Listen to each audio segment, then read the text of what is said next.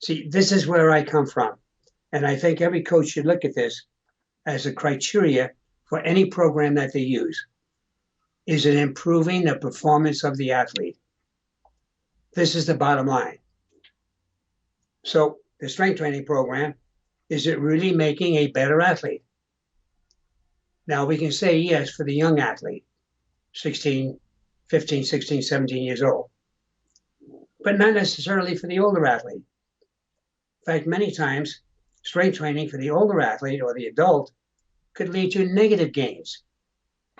See, strength can be positive or it can be negative. And most athletes that I've seen that continue on a high intensity program are actually getting slower rather than faster. So they're overdoing the strength training.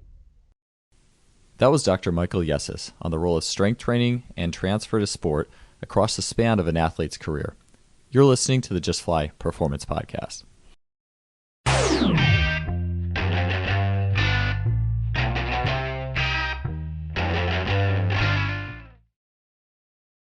Today's episode is brought to you by Simply Faster.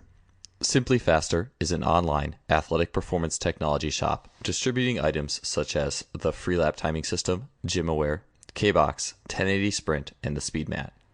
I've gotten many of these items from Simply Faster and can confidently say that they make today's best training technology available to everybody. The Freelap timing system has revolutionized both my practices and my athlete assessments, allowing me to look at the 10-meter fly capability of dozens of athletes in a matter of seconds. It is wireless, compact, portable, and incredibly versatile. The K-Box and 1080 Sprint are fantastic tools for any coach looking to build speed, agility, and implement training scenarios that go beyond the traditional weight room. The 1080 Sprint is being used by great coaches training some of the fastest sprinters in the world, and it truly represents high-performance speed training. I can personally attest that Simply Faster's customer service is second to none. Christopher at Simply Faster responds quickly to queries, and anyone who makes a purchase from Simply Faster is in good hands.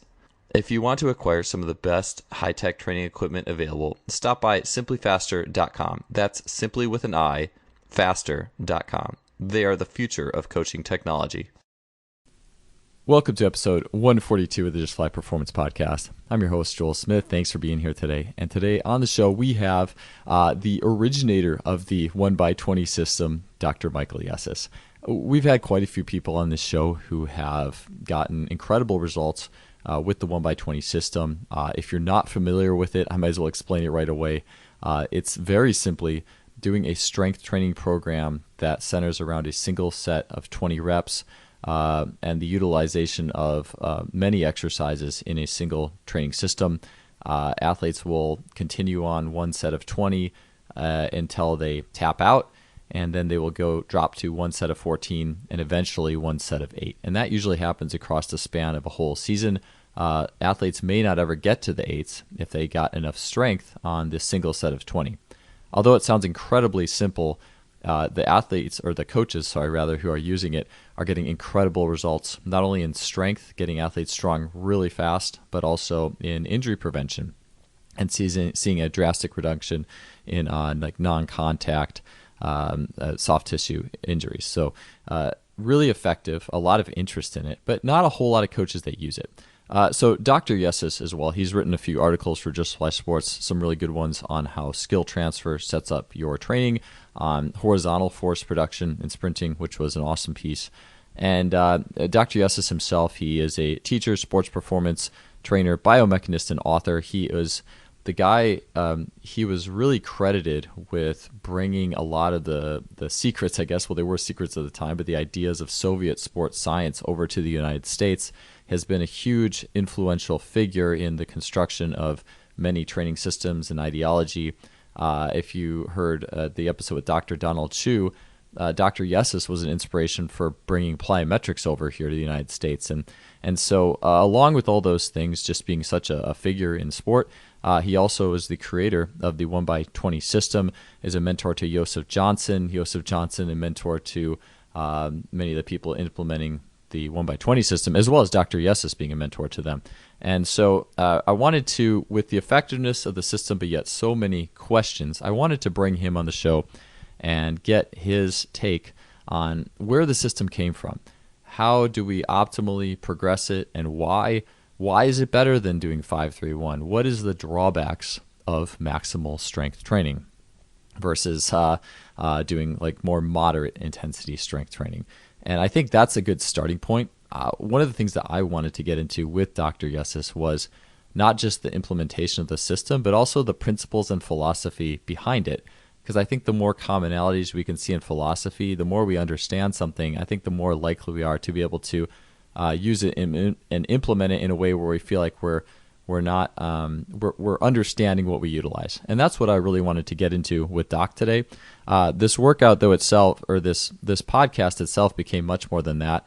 Doc gets into the heart of what a good strength program is and its role in athletic performance. You may have heard in the teaser, and it's totally true. Athletes who go through their 20s and just keep trying to push up their 1 rep max, that really doesn't lead you anywhere once the necessary strength is acquired. So how do we mitigate, or how do we navigate a training season and an athlete's career in light of what's strong enough, in light of the 1x20 system, and in light of special strength training, strength and things that we would do in the weight room that are specifically intended to improve an athlete's skill? And I shouldn't even necessarily say the weight room. There's the weight room is an area where we can do that.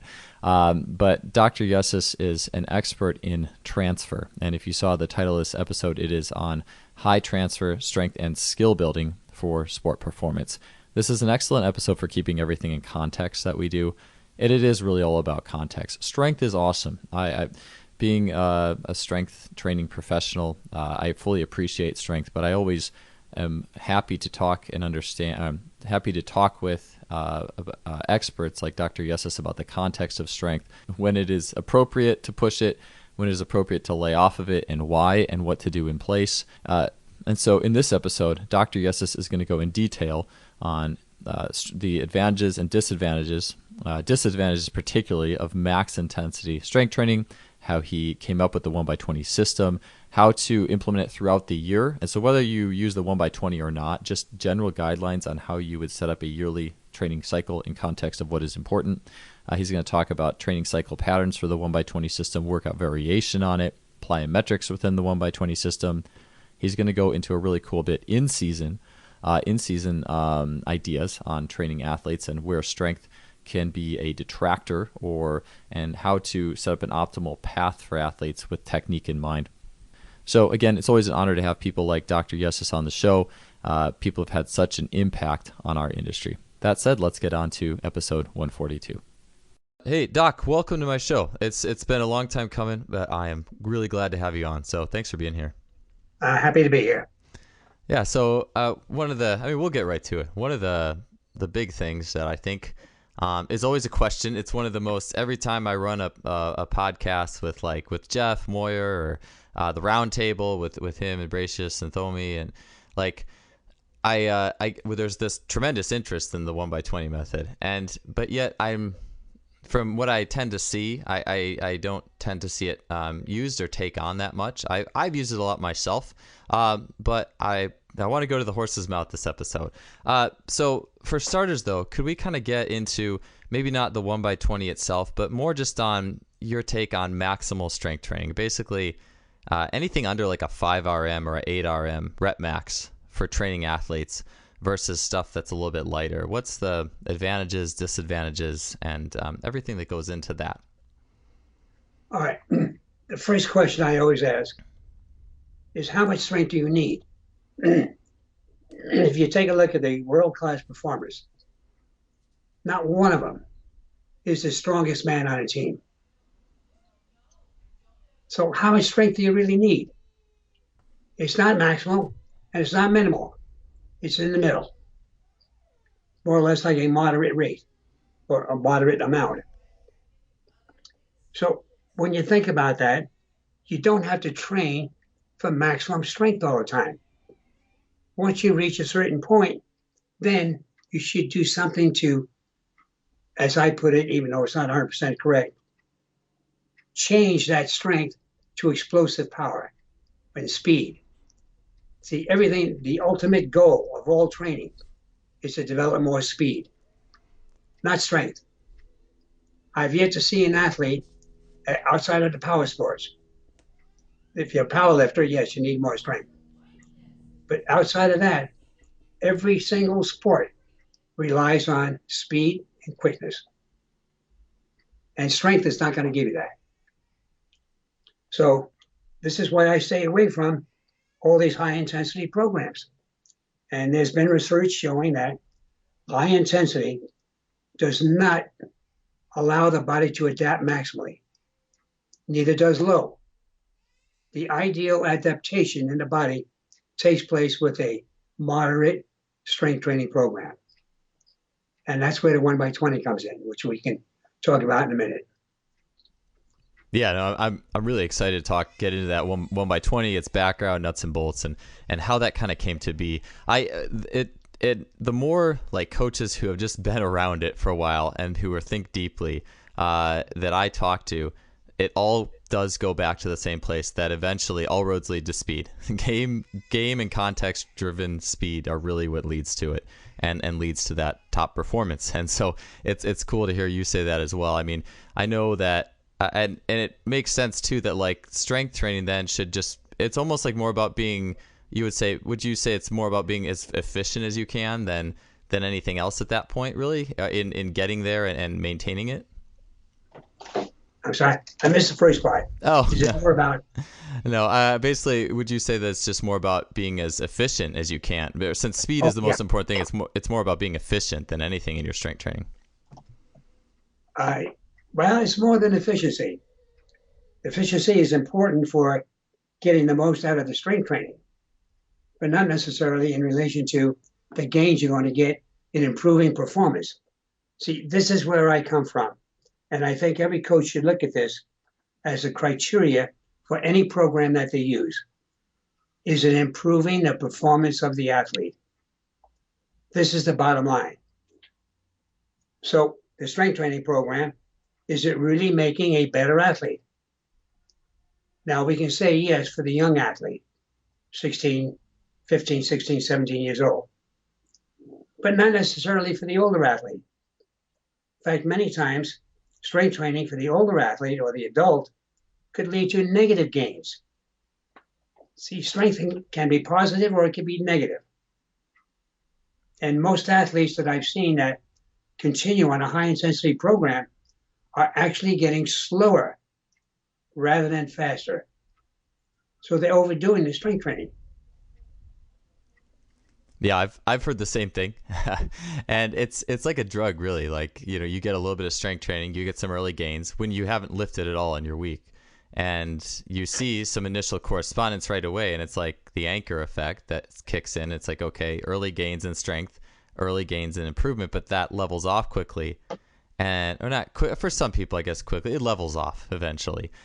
What for you, how do you know, to you, what is too strong? Where at the point it's like, okay, we don't have to worry about this anymore. Like your levels are good enough. Let's think about something else. And I guess it's totally dependent by sport too, but what are some basic guidelines to that? I use a periodization scheme.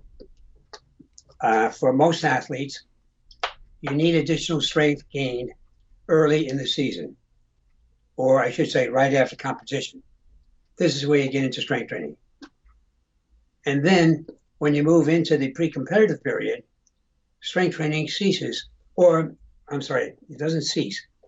It changes. It goes into specialized strength training.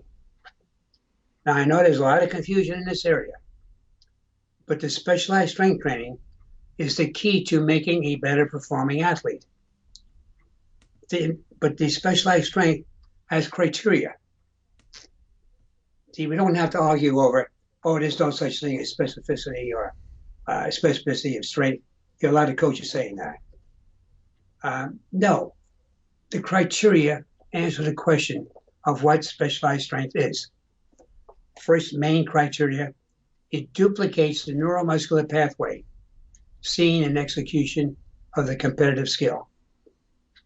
Second one, you develop strength in the same range of motion as seen in execution of the skill. Number three, you use the same type of muscular contraction as seen in execution of the competitive skill.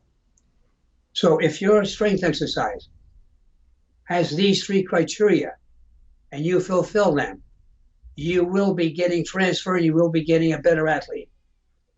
But if your strength training is general, which most programs are, it has no effect on performance. You get stronger, but it's not going to make your performance better. Yeah, we're on kind of the track to 1x20 now, but I'd love to. Actually, I'm making a note because I really like to circle back into the special strength and the more specific higher transfer, I guess, ideas in physical prep. Because I mean, I think that's always been the thing is how far can just squat and bench and cleans take you, no matter how good and how technically correct you do it. How far is that really going to take you compared to how complex the technical requirements of sport and how complex sport is and reactive it is. And so, but I'd like to circle back into strength training a little bit. So in terms of this has been interesting to me. So the 1x20 system in particular, and from what I've understood of like Russian training from Russia, this is just me. So maybe I could be totally off. I mean, you're the expert here. This is just some areas I've seen, but it seems to me that I've seen a lot of like heavy strength training or allusion to heavy strength training in like for training of sprinters and jumpers and those types of things, and some correspondence that I've had with like high jumpers from Russia and that. And so, but I believe it with the stiffening of the nervous system that comes from, too much heavy weightlifting. So how did the 1x20 system, well, first, if you could quickly explain it, and then talk about how it got born. So from what did you draw to bring the system into existence, basically? So, or what is it basically, and how did you come up with it? Okay. It's something that I've used all my life. It's not something that just evolved over the last few years, even though the 1x20 has only been popularized to a certain extent within the last few years. In the initial stages, and this is going back 30, 40 years, maybe 50, I said to myself, okay, now what is going to be the ideal beginning program? So I took a look at motor learning, took a look at physiology, took a look at all the different disciplines. And one of the main principles was always start off easy. You have to learn how to do the exercise. So these two factors that told me right away, we have to start off with something that is light and has some repetitions. How many repetitions? Well, depends upon how much learning is involved. And also gaining your physical qualities. Well, we know that muscular endurance usually must precede muscular strength. The endurance factor gives you more circulatory abilities. And you need this for recovery and to a certain extent for development.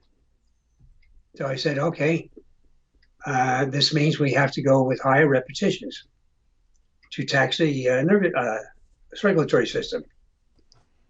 So when I took a look at all these different factors, in the early days, I said, okay, you start off with maybe 3 to 5 reps first day. Second day, maybe go to 7 or 8 reps. Third training day, maybe 10 or 11 or 12. And then gradually we built up to where you're doing over 15.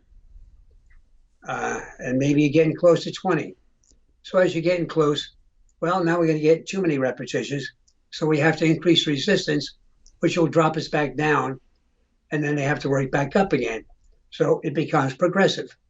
This is one of the main principles of strength training. And I always used it, working to 15 to 20 and then adding more resistance. And someone, I think it was Joseph, one day we were talking, and he said, well, you got to give it a name. It's got to be juicy. So let's call it the 1x20. I said, hey, that sounds good. So we called it the 1x20. It's interesting. Like initially when you mentioned some uh, 5 maximal repetitions. Do you know where the 5x5 came from? How it was developed? Was it Bill Starr? I feel bad if I'm off my strength history, but something like that. Uh, See, maybe it was Starr. Was he the strength coach at Hawaii That sounds about about 50 right. years Yeah, ago? yeah, it sounds about right. Okay, then it was him. You're right. And I asked him once, we got together, we were going to do a book, there were going to be three of us. I said, now, how in the world did you come up with 5x5? He looked me straight in the eye. It sounded good. See, there was no rationale for it. But so many people just swear by, oh, no, it's got to be 5x5. So many of the strength training programs evolve not because of their efficiency, but because they were in vogue or somebody thought they were the greatest or somebody with a name started using it and therefore it just expanded. So hopefully the same thing can happen with the 1x20 because we have found that it actually develops more strength than any high intensity program. And there's very good reason for this. It's not based on uh, hearsay or practical experience, even though this will back it up. The program is a moderate intensity program. Moderate intensity is the key to adaptation. So no matter what the physical quality, if you want to develop that physical quality, you need a moderate intensity program for the best gains. Now, you can get stronger with high intensity, you can get stronger with low intensity. But the ideal for the greatest amount of strength, you need a moderate rate, moderate intensity. You're listening to the Just Fly Performance Podcast, brought to you by Simply Faster. Do you think, real quickly, do you think that is something that's very specific to barbell training?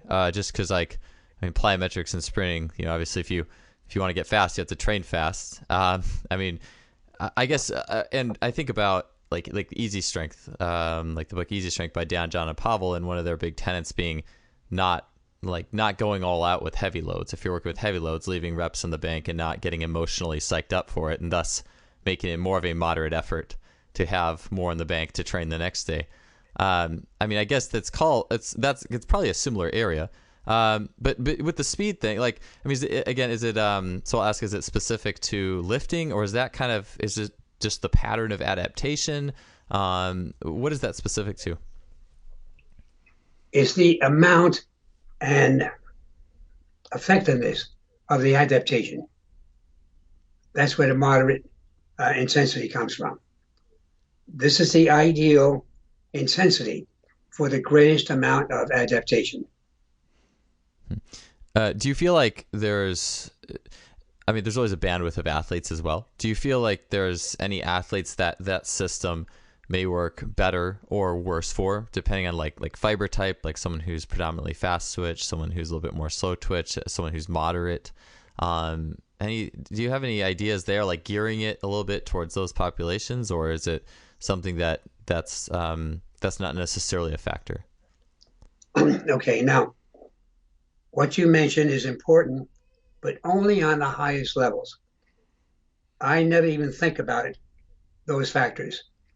And here again, the 1x20 I have found is the ideal program for developing a foundation. This is sort of interesting, Joel. When the 1x20 started getting a little bit more popular, we had more people using it. I always told them, look, this is what you need at the beginning. You have to establish a foundation, get a good base. It's like building a house. If you don't have a good foundation, you're never going to have a strong house. So you have to have that foundation. And most coaches say, oh, no, we already got the foundation. We have ample strength and so on. Well, it sounds good, but they don't. And this was borne out by the college coaches. Some college coaches started using the program. And lo and behold, they have fantastic gains. Really impressed. And I said, now how in the world can that be when these are supposedly, quote, elite athletes or better athletes? But they're not. And the key was in their foundation. Too many get by with only a few strong joints and muscles. And this is what happens with a high intensity program. You can't use many exercises. With the 1x20, you can use many exercises, over 20 exercises in one session. And by doing more and different exercises, you can develop all of the joints in all of their actions. And as you do this, you're developing a neuromuscular system. So that improves your coordination, which in turn allows you to execute the competitive skill more effectively. Sure. Something with the mini exercises, because I think the mini exercises thing is really interesting. I remember listening to Jeff Moyer kind of go into how he was doing that with his athlete populations at Track Football Consortium a few years ago. And it was really amazing how, especially getting into rotation, because I think transverse planes and rotational stuff is really missed or not really looked at in a lot of cases, or there's just not time for it. If you do 5x5 squat and bench, and you just don't have much time for anything else in whatever you're doing on the day in many cases. And so I was intrigued by that. But so here's something that I'm kind of curious of, because I've always, just in my own implementation of the program, how I've kind of at least looked at it is a squat. If you're looking at doing a squat, which is a large range of motion, like 20 reps of that is pretty tough. But versus maybe like a smaller joint exercise or something with a little bit shorter range of motion. I mean, obviously, shoulder shrug is like the simplest, easiest way to say it. But I mean, the other stuff that might not be as long a range of motion. Is there any like accounting for that, or looking at like that in one exercise to another, or is it the same all the way across the board? I would say it's the same across the board. Okay. And the reason for this, let me go back to your squat for a moment. I don't have any of the athletes do deep squats. A half squat, a quarter to a half squat is max. Because where in sport do you find a greater range of motion? You do in weightlifting, but we're not interested in developing a weightlifter. We're developing an athlete involved in team sports or individual sports. Yeah, I think that's an important distinction to make there, because I actually had a feeling you were going to say that. Just again from your what I've heard from you and a lot of the other like Russian experts and those types of things, and then even and the research points to it too. I mean, it's good to, I think that the mobility of range of motion is good, but it does seem like research is pointing to that having a more specific effect. And a set of 20 half squats is way easier than a set of 20 deep squats. Sure. Oh man, it's not even close. It's brutal. 20 deep squats is insane. And I mean, even when I was first doing the system, I'd have people doing a set of 20 front squats, and they're deep, and it was brutal. I mean, compared to bench press 20 is nothing. Like, that's easy. Guys look forward to that. They don't look forward to 20 deep front squats. So yeah, that does kind of fix up like the range of motion across the board, pretty much a lot of stuff. Cool. So yeah, that's it's really it is, again, it's an interesting system. And so I am curious though, you said you've always used it, and so and this is just me, and always I always like seeing where things come from.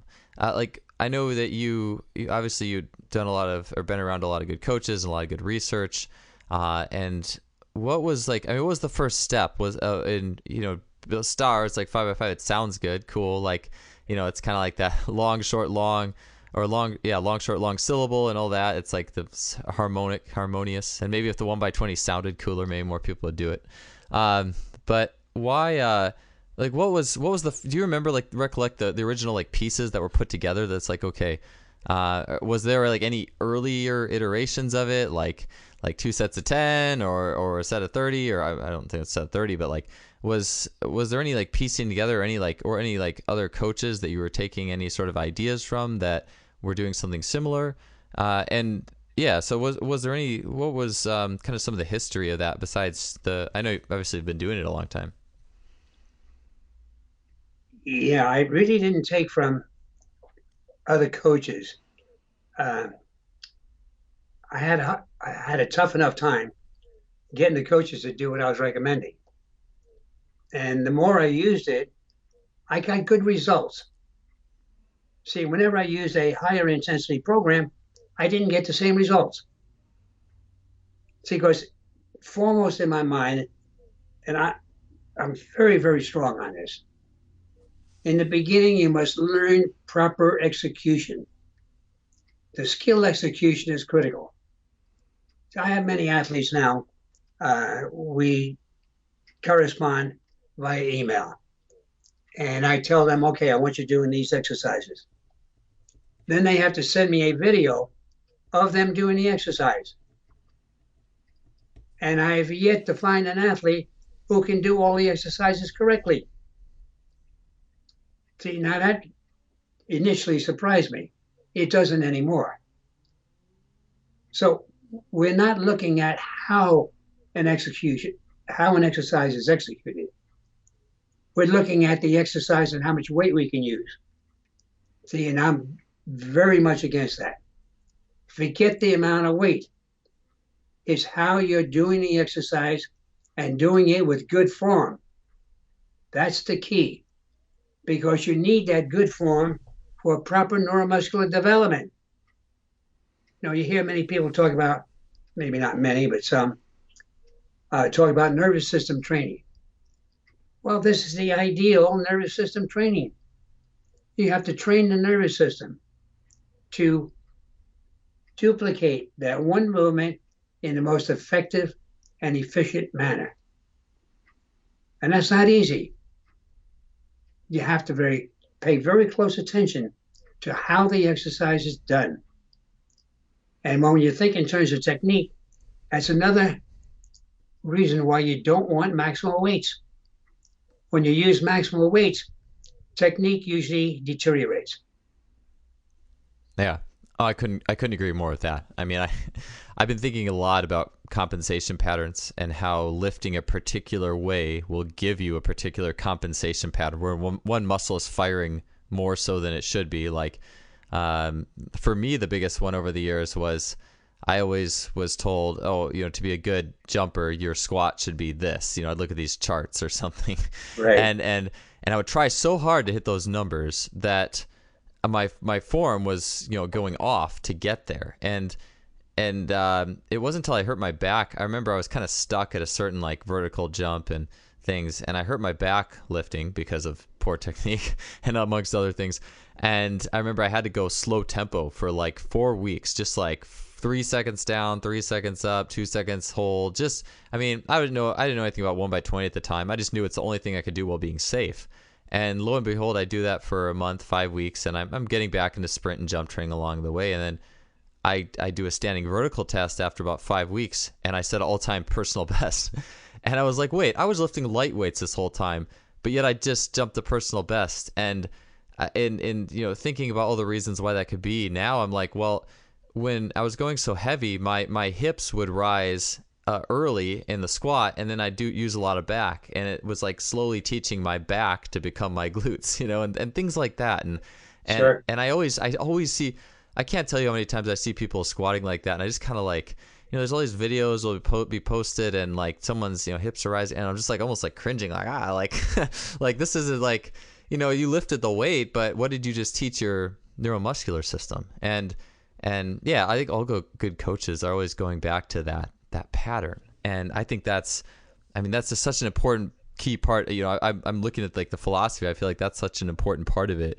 And how much of the 1x20 system, so sets of 20, and then 14s and 8s, and maybe we'll get into that a little bit here in a bit, but like in terms of adaptation, because people are probably saying, okay, well, what is the big adaptation? We think about the weight room, we're like fast twitch recruitment. Yeah, I think it's an important thing. I think jumping is good for fast twitch recruitment, but like what's the big pull from an adaptation? Is it mostly neuromuscular? Is what's going on physiologically that's helpful, that makes this a great base phase? What are the big rock neuromuscular elements that we're looking for? All right, there are many or several. The neuro is there. It taxes the neuro system, neuromuscular. The circulatory system is taxed. You get a greater increase in capillary beds and just capillaries in general, which increases or improves your circulatory abilities. And these are important, not only for growth, but especially for recovery. Stronger ligaments and tendons. This is another outcome. And the reason it's stronger, because you'll get stronger ligaments and tendons from a high intensity program, but not as much. Ligaments and tendons lose their circulatory,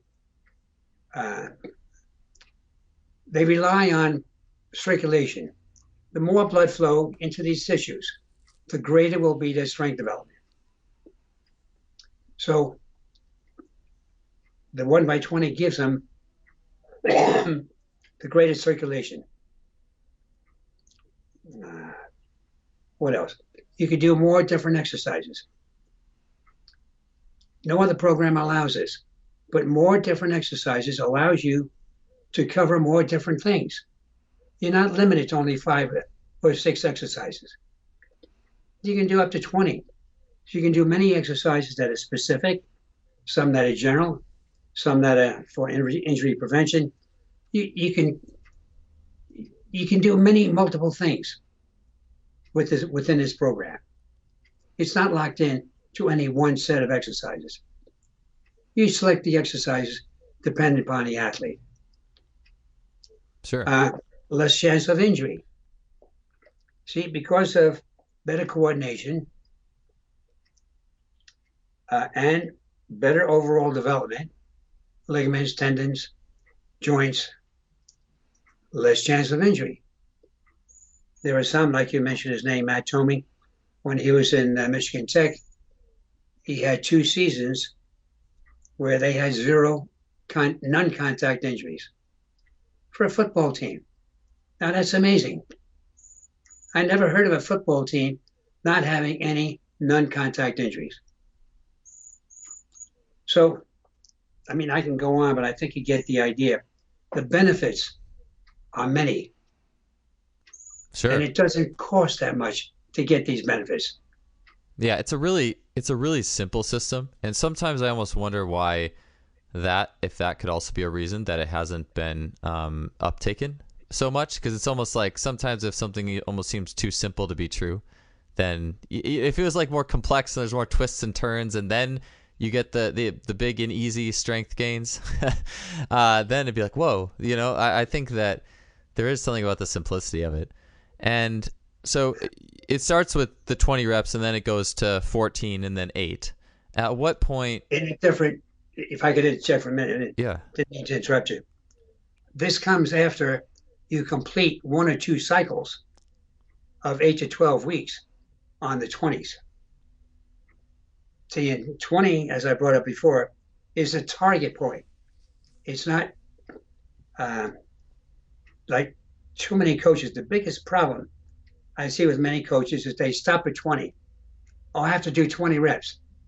No, that's not what you have to do.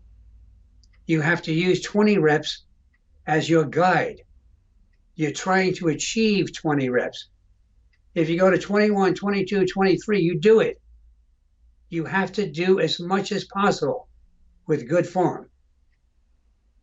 See, and then once you're hitting 22, 23 on a consistent basis, now you drop down to whatever that new resistance will allow. And I usually say 15, but it could be 16 and 17. See, then you work up again to 20. So, okay. And when you finish these 1 or 2 cycles, like with beginners and many high school athletes, we never get to the 14s and 8s. They're getting too much strength, or they're getting too many gains from being on a 1x20. So you stay with the 1x20 as long as you're getting good gains. Once you see the gain slowing down and you're not getting the results you want, then you drop down into the 14s. All right. I'm sorry for that. Oh no, it's important. No, that's good. It's a good rep, Joe. I'm glad you brought it up. Okay, so well, this is interesting to me. So, in terms of 8 to 12 week cycles, you mentioned. I mean, is there like a deload times in there? I mean, no, it's not as neuromuscularly taxing. You know, it's not heavy weights. So, is there deload weeks in there? Are you switching exercises at all, or cycling? You know, how does the cycle pattern or any deloads or anything like that? Uh, Typically, no deloads. But it's interesting you mentioned that. We use the 1x20 as a deload for higher level athletes. See, they're not on a 1x20, but when they need a deload week or two, or 3 or 4, then they use the 1x20. Okay. But anyway, I didn't mean it. No, that's yeah, like using the high reps as the deload kind of is what you're saying. Yeah. Yeah, no, I like that. I've done similar things, or like I'll do like that, or I'll sometimes use like weeks where you do 505 tempo, like as a deload or something, just because it's you're not pushing that hard or whatever. It's still easy or moderate, but it could be difficult from a little bit of muscle burn perspective. But well, interesting, and I think yeah, because that's something I've really learned in the last 2 years is like it's almost like dogma for okay, you're on a training cycle for 4 weeks or 3 weeks and then you deload. Well, 4 week cycle, 3 weeks on, 1 week deload. And that's always it. Like you're going to go Monday, Wednesday, Friday, 3 weeks on, 1 week off for forever, basically. And learning that there's athletes that can definitely go longer has been a big thing for me in the last 2 years. Or, I mean, even in some like maybe high performance track and field setups, some shorter if you're doing like a ton of plyos or something. I've had good success with that, but in terms of just strength and moderate adaptations, that's something I've really been learning is that you can go longer. So, how many in terms of the weekly workload too? Like let's say you were going Monday, Wednesday, Friday, are you doing how many different workouts fundamentally are usually in the program? Basically, it's the same. Okay. It's the one thing that most coaches complain about. It gets boring with many athletes. Yeah. And it does. Now, we try and eliminate or cut down on the boredom by introducing other exercises. But the other exercises have to duplicate the same muscular involvement. And sometimes small changes are all that it takes. Maybe changing the depth of the squat. Maybe on a biceps curl, you go into a full straightening of the arm as opposed to leaving a little bit of flexion at the end. Yeah, and then a specialized strength exercise. We always include a few specialized strength exercises. So these can be modified and changed. Okay. We can always go to another one. See, we can change. There's more than one exercise for any one joint. So this is how we vary and change them. But it takes an astute coach to really stay on top of it and recommend the changes when needed. Yeah, but without that, it gets tough. You're listening to the Just Fly Performance Podcast, brought to you by Simply Faster. Yeah, I agree. You mentioned the 22s and 23s. And so, from my understanding, like set of 20, it's a slow cooking process. Like start with a light, easy weight, and then you're working up. Like you're slow cooking. You're not day one just blasting it as hard as you can and trying to get 22 and failing. But what should the effort level for each? You said that it was like get as many as you can, get 21, 22, 23. Well, two questions real quick. One. And this is the 3 days a week. Like, are you pushing to get as many as you can with good technique in that set? And then two, are you allowing for like if you're squatting, are you allowing a pause at the top? Like, because I think we all know, like a lot of us know, like the breathing squats, like whatever you could do for a set of 10, you can probably do for 15 or 20 if you get enough time to rest at the top to prepare. Obviously, that's like an extreme example. But is there like and I also say this too from like the DB Hammer InnoSport book, which I'm so many people ask me about that book, and it's a really intriguing one. But like it talks about a test, like a capacity test in its system where you do I'm going to get the number wrong because I don't do this test, but like you'd pick a submaximal weight, like 60% adjusted with body parts or body weight, and then you do it as fast as you can with no pausing, or not as fast as you can, but just no pausing, steady, quick reps until you can't do it anymore. And that's like your capacity level or something. But sorry, that's kind of not here nor there. It just kind of reminded me of it. But what are the rules? What are the rules for that? All right. We have to differentiate at the beginning and when you're really into the program. So it usually takes 2 to 3 weeks before the athlete gets to the ideal weight or resistance that he should be using. Because remember, initially, he's only doing 3 to 5, then maybe 5 to 8, then maybe 10 to 12, 12 to 15. So he's gradually increasing the number of reps as well as the number of exercises. It's tough doing 20 different exercises in one session. So you have to go gradually with all of these. So it may take you 3 to 4 weeks before you're really on the program now. Now you push as much as you can because you know exactly how much resistance you need and how many reps you're capable of doing.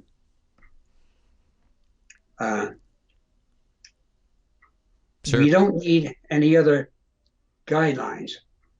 The guideline is trying to do more than what you did before. And every exercise is done with only a slight pause. You don't just stop and rest. It's like 1, 2, once you complete a full rep, you're right into doing the next one. Okay. So there's no rest in between. If there was more rest, you wouldn't get the aerobic development. See, and maybe I didn't mention this earlier. That's another benefit of the 1x20. You improve your aerobic abilities. Not to a great extent, but enough initially, because this is your foundation. So once you have that foundation, now you can increase the intensity and really go all out. But you need that base. Sure. See, the problem, and I tried this initially, too many coaches want their athletes to start off at the maximum on day one. I can't tell you how many bodybuilders I've known that, I had a great workout today. I said, what do you mean a great workout? You can't move. Oh, I know, it hurts so much. Help me to get up. They can't do anything, but it was a great workout. They measure the workout by how sore they are. So figure it out. That's the last thing that I want the people on this program to do. You're not out to get sore. Soreness is a sign of injury. So you want to injure yourself, go ahead, but you're not going to have me as your guide, as your mentor. Sure. Oh yeah, no, for sure. I can definitely see, especially you get athletes who have that mentality, and day one or first week in there, it's definitely going to be some damage done if that's the mentality to it all. Different iterations of the program for different athletes. So I think the main thing is like a lot of people listen to this podcast, track and field coaches, speed, sprinting, all right? Like 20 reps in sprinting doesn't seem to go together, right? Like, I mean, are they different? And obviously I know it goes 14s and 8s and there's specialized exercises and different things. And maybe this could be a gateway to that. But like let's just say soccer versus sprinting and track or something, or wrestling versus sprinting and track. Is there a different mentality to something like that? I don't know if it's mentality, but sometimes I think coaches want to do too much at one time. I'm a firm believer, and I've seen this backed up in practice. Every aspect of training, or every cycle of training that you do, is to develop you to a certain point that allows you to do the next level of work. So it's progressive. You finish working on A, now you're capable of doing B. Once you finish B, you are now capable of doing C, and so on. But you can't mix and match. You can't be doing all of those in one session. See, like with strength, this is the base. After the strength, we move on, get into either plyometrics, some speed work, technique work. See, now here's something that's usually left out all the time. We don't see the technique work. Most track programs that I've seen, and I saw this with my daughter when she was on a track team in high school. I tried talking to the coaches. Hey, let's work on their technique.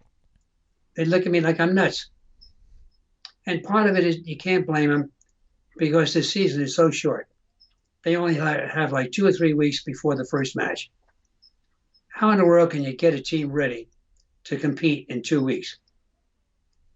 So anyway, make a long story short, you have to get yourself ready for whatever it might be. And you can't be doing plyometrics, for example, well, even a hierarchy in any one session. Technique work and explosive work should be number one in any workout. You do either or.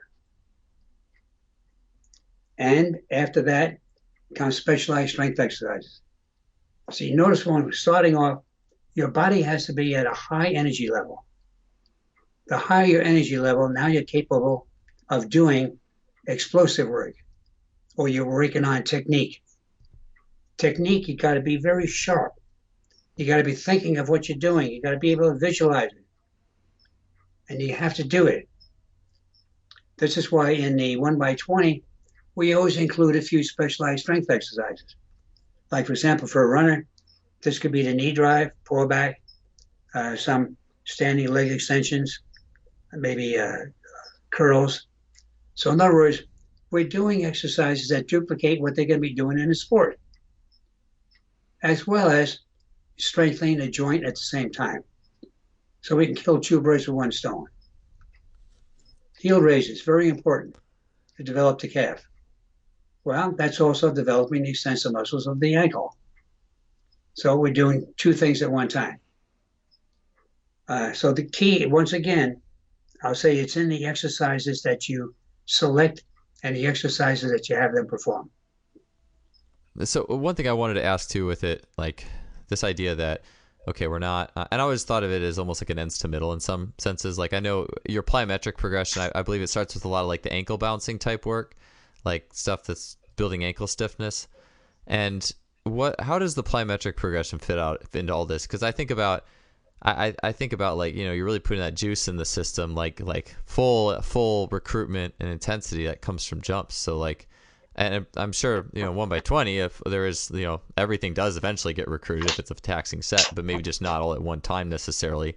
But how does your jump work come alongside and complement the system? And do you think that the 1x20 system could be as effective without like corresponding plyometric work within it? Right. We don't mix the two. Plyometrics comes after the base is developed. Now, the only thing we might include would be jump exercises. Now, here again, we have to clarify what we mean by jump exercises. When I first introduced plyometrics in the United States in the early 80s, there were many coaches that didn't really understand the concept. And they said, well, yeah, you do any kind of jump. It came to be that any kind of jump was plyometric. That's wrong. Plyometrics uses jumps, but all jumps are not plyometric. So by doing jump exercises, I call these lead up or preliminary exercises prior to doing true plyometrics. These can be included with the 1x20. Not much, but some. You only use it near the tail end of the program to prepare the athlete for plyometrics, which will follow. So I don't know if that answers your question, but that's where I'm coming from. Sure. No, that makes sense. I mean, how long, so what kind of phase, so is it like the 1x14 phase or the 1x8 phase, like the true plyometrics would come into place? Like, in my thoughts, like the jump exercises are more like low intensity, almost circuit type jumps, if you will, or ankle based stuff. And then the depth jumps or the because I mean, when you hear plyometrics today, if someone says plyometrics on social media or YouTube, it's like, these jumping over like a little 8-inch hurdle or something. Like obviously it's not the true plyometrics like the Russians, like the depth jumps and things. So I'm assuming that's what you mean when you're talking true plyos, like the depth jumps, like the high intensity stuff. And I'm assuming that comes in like the 1x8, like once you've gone through the preliminary 1x20 and 1x14, and I'm assuming the lower intensity stuff is more like the ankle pop type stuff, like the lower intensity plyos. Would that be correct, or am I off? I'm just trying to put it all together. You're jumping the gun a little bit. Okay. We don't do all-out plyometrics until we finish the cycle. When we get to the 8s,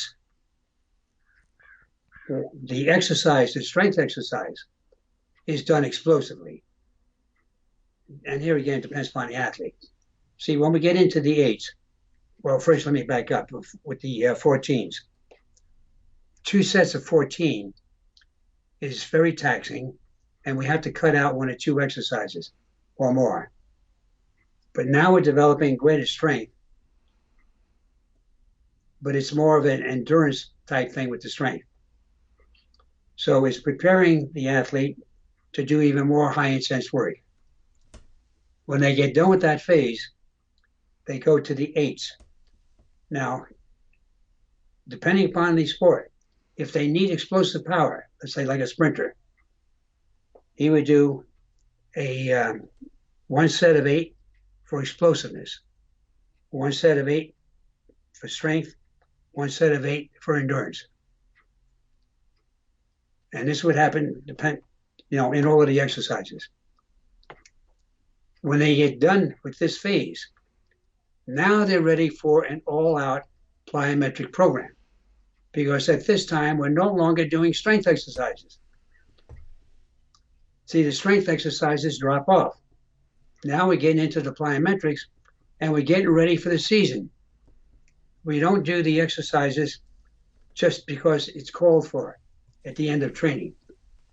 Everything is gauged on a periodization scheme. The 1x20 is mainly for foundation, initial preparation, and then it ends. Now we do more high intensity and other types of programs. We don't continue the 1x20 throughout the year. It's only at the beginning, and maybe a half a year when I say the beginning. But the speed, explosive power, more the competitive event repetitions, these become important afterwards. Okay. Like even in season, I'm going to sound like I've lost my mind here. We don't do any strength training in season. See, now most people will say, no, you're nuts. You got to have strength training. No, the only time we do strength training in season is when the athlete is losing strength. Then we go back on a maintenance program. Because what most people forget, in season, you don't want increases in strength and you don't want losses in strength. Why? Because it interferes with technique. The technique execution becomes critical in a competitive season. You have to maintain good form throughout. The strength training will mess you up. That's an awesome point right there. By the way, I really like, because it's like every time you gain, if you gained a certain amount of strength in season, you have to adapt. Your technique has to now adapt to having more strength in whatever movement you improve, right? So it like you have an adjustment period in season, right? Right. That's good stuff. Okay, quickly, because we're running out of time, but so special so it sounds like 1x20 for half the year, and then it runs into plyometrics, and you talk about integration of special strength. I'm sure we could do a whole episode on special strength, but if you could just this is somewhere that I'm really interested in, is just like physical preparation for team sport play. Like it's and the development of better team sport athletes, and general strength training is great, but it's limited in how much it can do. So could you talk just a little bit about maybe some examples of where that special strength bridges the gap, and and I'm sure I mean, it's stuff for every sport, right? Is it like totally like tennis, swing specific, throw specific? It just really comes down to every sport and every movement. Yes. And here again, we have to go back to that definition or the criteria that I mentioned earlier. Um, this is the key. See, after the foundational training and maybe the inclusion of 1 or 2 specialized strength exercises, we go more into many different specialized strength exercises, mainly because, and I have to reiterate this is where you get an improvement in performance. General strength training does not improve performance. Just because you're stronger doesn't mean you're going to be a better sprinter. Just because you're stronger doesn't mean you're going to be a higher jumper. Doesn't mean you're going to be a longer thrower. All of these are very specific. You have to do exercises that duplicate what occurs in execution of that skill. See, I came up, and I'll share this article with you. You might be interested in it. Skill execution, how you execute the skill, sets up your training program. Because when you take a look and analyze how you execute a particular skill, you see weaknesses in it.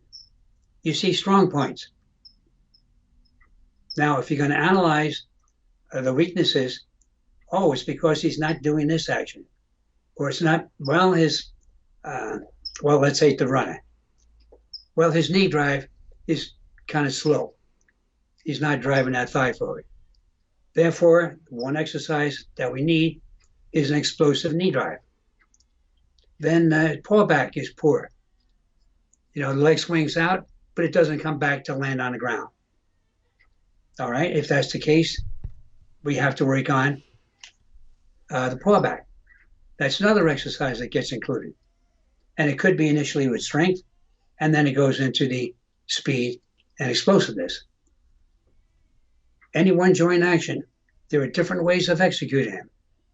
The knee drive, most people think of a knee drive as being one thing. No, you do the knee drive for strength, you do the knee drive for speed, you do the knee drive for explosive power. See, so integrate these three, and you're looking at weeks and months of training. So every action can be improved. And it's improved with the use of specialized strength exercises. All right. Actually, I want to follow up. This will be our last question because I want to follow up on that. How do you do a knee drive? And you mentioned this back with, you talked about doing a set of 8 for strength, speed, and power, or a strength, power, and endurance. Like with the knee drive for those 3, how do those sets look differently for each outcome? Or if it's a set of 8, how does it look differently for each outcome? Okay.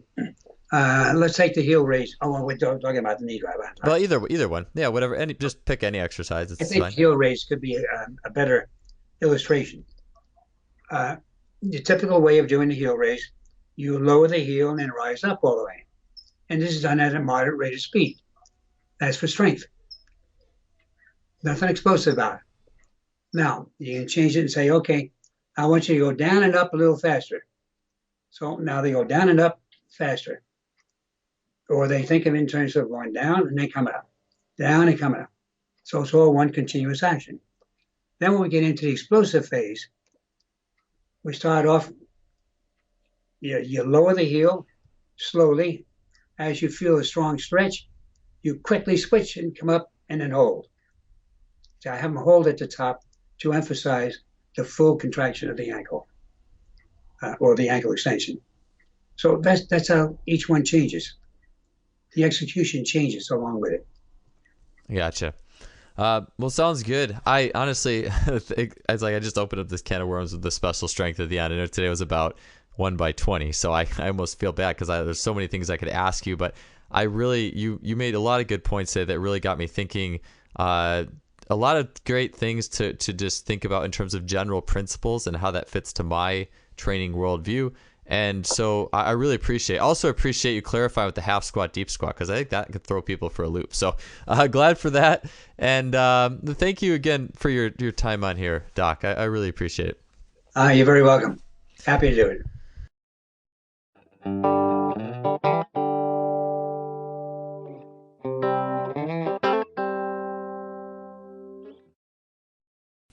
Thanks for listening to another show. It was great having you guys along for the ride. And again, it's always good to put everything in context and just learn these principles that I do think span just so many great coaches, that high velocity and technique being the end game, and how to optimally use strength in your training toolbox to get athletes to the place they need to be. As always, please support our sponsor, simplyfaster.com, suppliers of tools like the K-Box, GymAware, ElectroStim, contact grids, and lots of great stuff. The best in class with sports tech. They also have a great blog. If you enjoyed the podcast, definitely would appreciate it if you left us a rating or review on iTunes, Stitcher, whatever you're listening to. And just before I leave you guys, just a reminder, my new book, Speed Strength, is out. It's on justflysports.com. And if you're international to the U.S., it is on Amazon. So it's an awesome book. It was 3 years of work, a huge learning experience, and stuff that you're not going to find anywhere else. And it is an awesome piece on speed training. So definitely check that out. But we'll see you guys next week with another great guest. Have a good one.